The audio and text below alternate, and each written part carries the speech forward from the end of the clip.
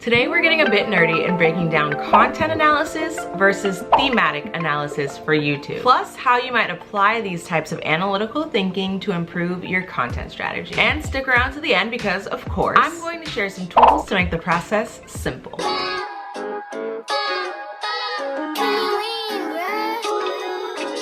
If you've moved beyond posting for fun, then you know that understanding your content performance is key to hitting your goals because it allows you to optimize your future content. Hi friends and content cousins, Tarynallyssa here. I'm an education professional and content creator who loves to create content about life in my 30s plus all things creator economy. If you're into that, I suggest you stick around because I post new videos weekly. And let me know if you make it to the family table. Alright, now that we've got all of that out of the way, let's break down the two types of analysis you need to better understand your video performance. First is content analysis. Content analysis on YouTube involves systematically examining the quantitative aspects of your videos. Relax, that just means looking at the numbers. This includes metrics like view count, watch time, click-through rates, and audience demographics. The goal is to better understand how viewers engage with your content and identify patterns that can inform future creation. For long-form videos, this might look like assessing your overall video performance by looking at the retention rate of specific segments. And for short-form video, this might look like reviewing your click-through rate to better understand which hooks are grabbing your audience's attention right away. Let's consider a real-world example of what content analysis might look like using a YouTube channel that focuses on tech reviews. In this case, the creator wants to better understand which of their product reviews resonate most with their audience. And to figure that out, they'll follow a simple 3-step process. First, they need to define the categories. So they'll want to break up their videos into different categories based on the different products that they review, such as smartphones, laptops, or smartwatches. The next step will be to use YouTube analytics to better understand views, watch time, and engagement for each category over the past 6 months. Then you'll simply compare the performance metrics of each category. And in this case, let's just say that smartphone reviews get the highest views and the most engagement, at least compared to the other categories.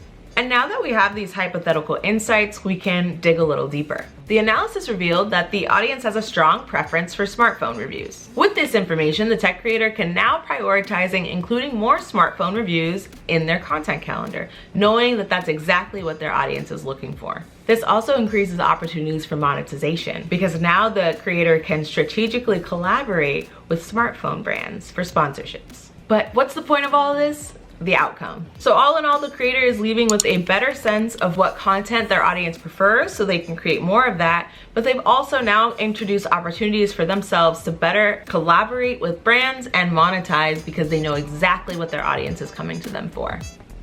That's my dog.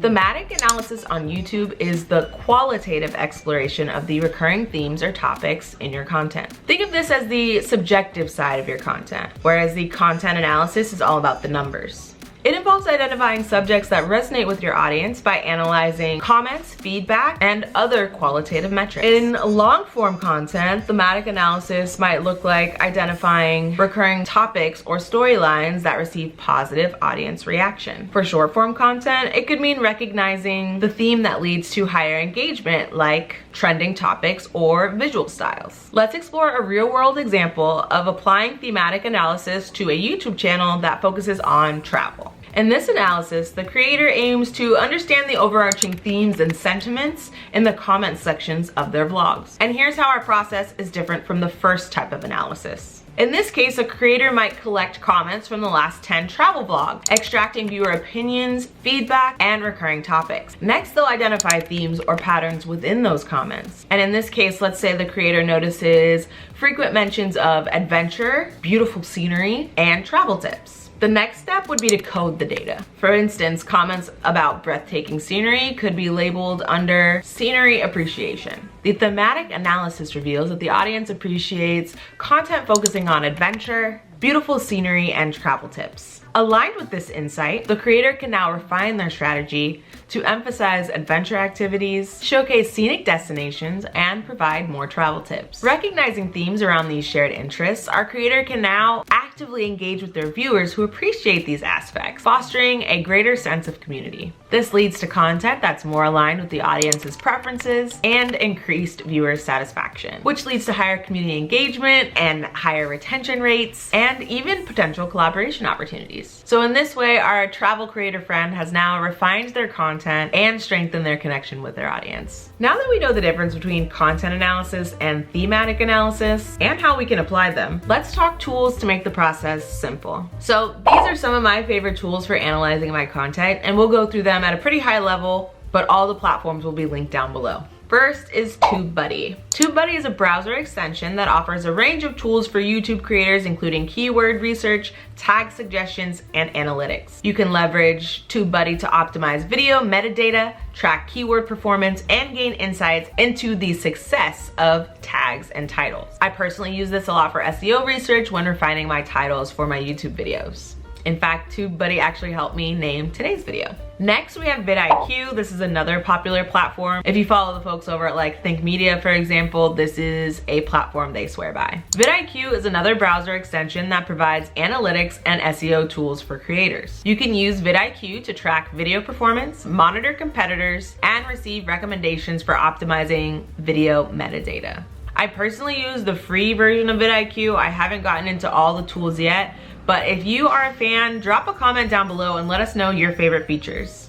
Okay, the first two tools I mentioned are probably a little bit better for content analysis, so this one's for thematic analysis. Google Trends. Google Trends helps users explore the popularity of search queries over time. You can use Google Trends to identify trending topics related to your content and to better understand a broader audience's interests. So if you're looking to hear about the conversations that are happening outside of your comments, Google Trends is a great way to learn about conversations going on around your industry or niche. If you made it this far, welcome to the family table. We are officially content cousins. Welcome to the fam. At this point, we're gonna get into the good stuff, the stuff that is only reserved for family, and I'm glad you're here. Give this video a thumbs up if you made it to the table today. All right, fam and nerds, I've got a few bonus tips that'll help you better analyze your content moving forward now that we know about these two types of analysis. First, consistency is key.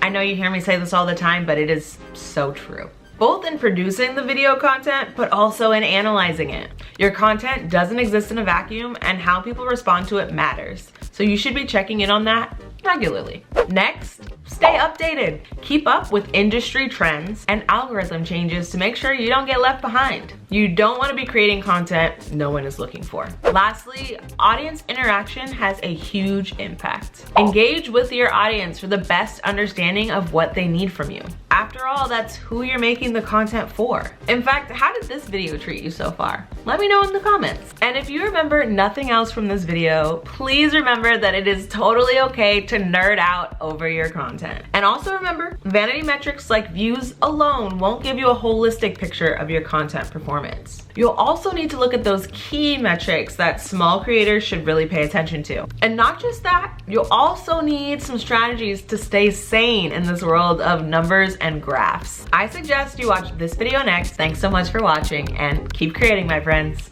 Bye-bye.